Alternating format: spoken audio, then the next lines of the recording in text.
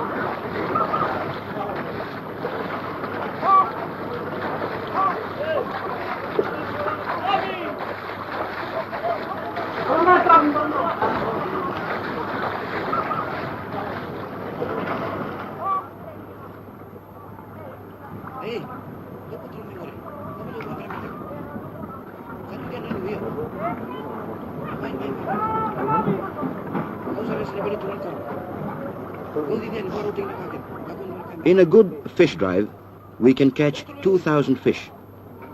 This time, there are more than 1,000. Now we can give the commissioner a welcome fitting one who represents our sovereign. We have ancient, gracious ceremonies for welcoming guests.